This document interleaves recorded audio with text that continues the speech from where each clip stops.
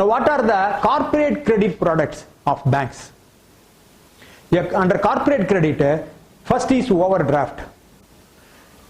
The corporate borrower is given overdraft or cash credit. What is the difference between overdraft and cash credit? Both overdraft and cash credit, the entries is the account will go into debit balance. Suppose there is a running current account.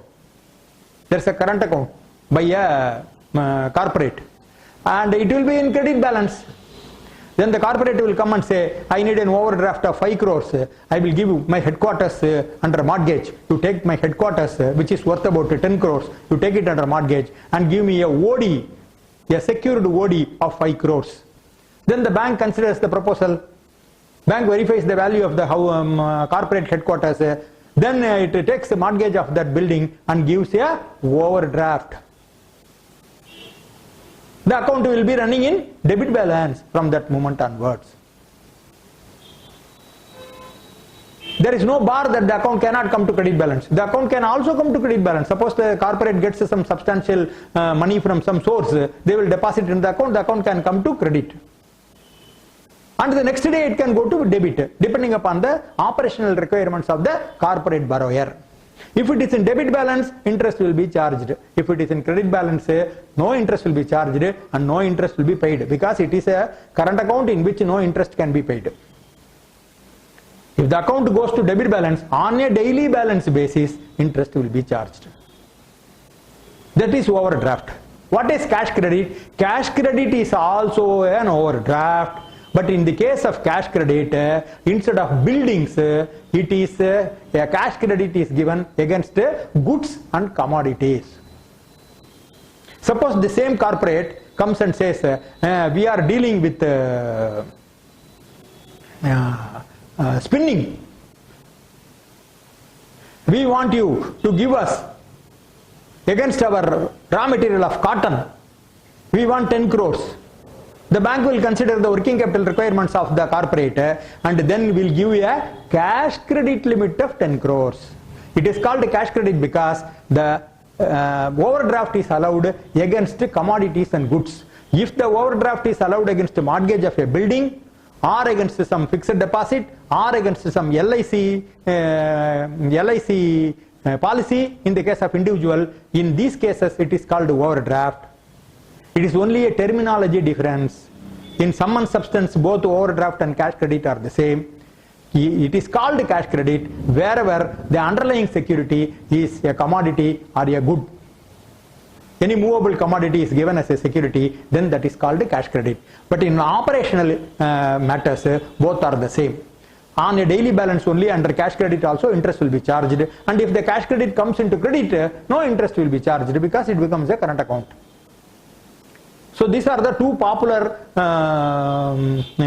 wholesale credit corporate credit products called packing credit. This question may be asked. This has been asked in many interviews as well as in the exams. What is packing credit? Packing credit is a credit given by a bank for the purpose of export. Somehow we have actually it should be called a pre-shipment credit. Because export credit given export credit given before shipment is called packing credit. But over the years, India banks are there for so many years. Over the years, it is being called packing credit. Therefore, we are continuing with the tradition, calling all the export credit which are pre-shipment purposes, given are pre-shipment purposes, as packing credit in India. Maybe because what is the origin? I used to wonder at the origin of this word packing credit. Because I have my own surmise. In the good old days, in 50s and 60s and all, India never packaged any of her goods. For example, oil was sold only in loose. You want to go oil, you have to take an oil tin and they will pour oil, 2 liters oil will be poured and you have to bring the tin. Today what happens? Today it is put in sachet and given to you. It is put in some other container and sold to you. It is packaged and sold to you. In the good old days, goods never used to be packaged and they used to be packaged only for export. So probably this is only my surmise. I do not know for definitely whether this is true or not. This is only my surmise. Therefore, this export credit was started. Export credit, people started calling it as packing credit because only for export purposes goods were packaged. So whatever it may be, packing credit in today means pre-shipment export credit given to a corporate for the purpose of export. Interest rate will be low. And there is some subvention also, interest subvention. Central government will subsidize some interest rate, and therefore this account must be kept separate. That is why a separate account has been given. Then the corporates are given term loans. Term loans are for the purpose of starting of industry, for purchase of land, for purchase of machinery, for establishment of industry. Term loans are given. Bills discounting. After producing the commodity, they sell the goods. For example, let us take an actual example, spinning mill. A spinning mill produces a lot of spun yarn, and that spun yarn is sold all over India. The goods will be sent through lorry, or goods will be sent through railways, and the railway receipt will be with the corporate, or with the lorry receipt will be with the corporate. So the lorry receipt and the railway receipt will be accompanied along with a bill of exchange and given to the bank, and the bank will purchase or discount the bills. If it is a usance bill, it will be discounted. If it is a non-usance bill, on-demand payable bill, it will be purchased, and the amount credit will be given to the corporate. It is a post-sale finance. Similarly, check purchase. Some corporates, they sell their goods and get their check, and these checks it will take some time for the check to be realized.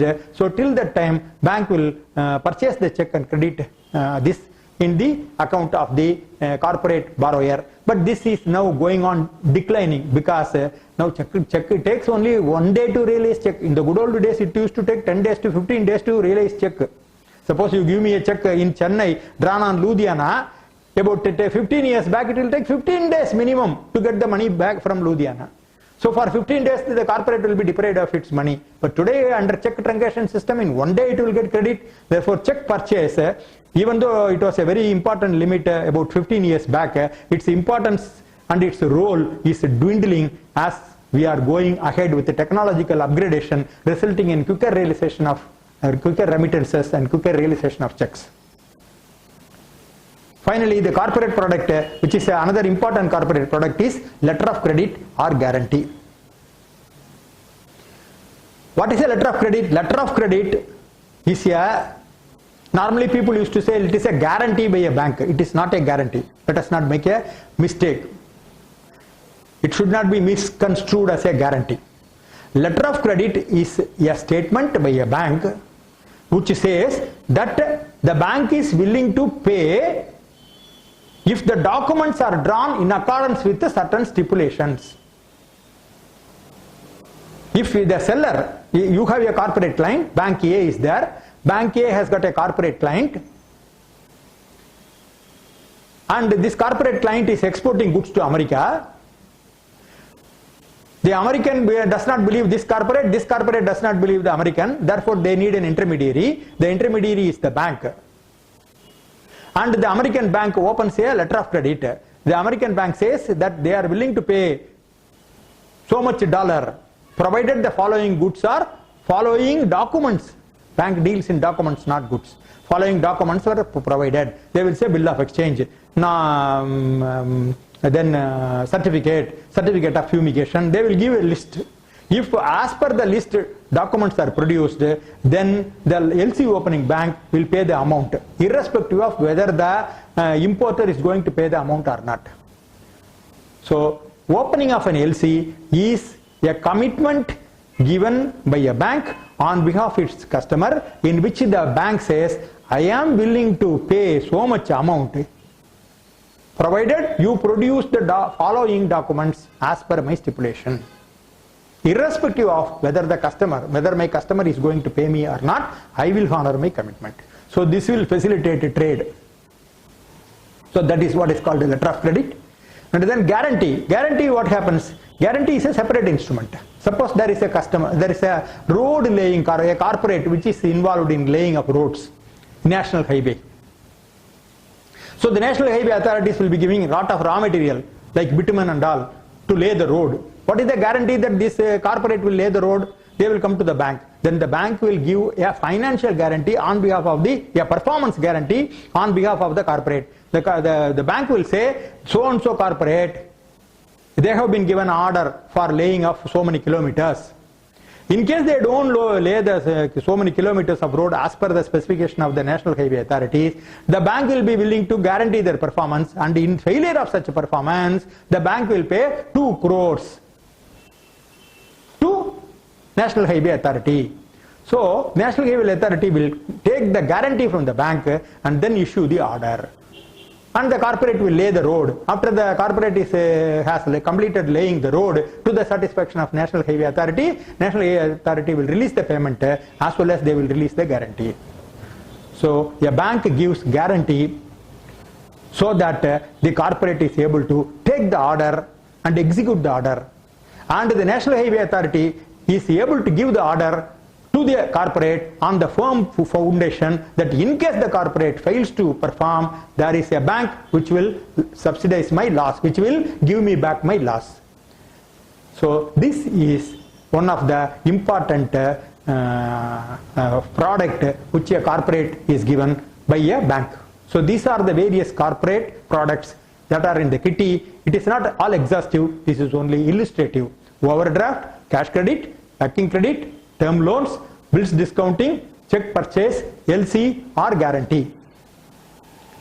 So these are the major credit products, both retail as well as corporate, for a bank. As I told, extending credit is the second most important function of a bank, because having taken the deposit, a bank cannot remain still. It has to use that money for giving loans.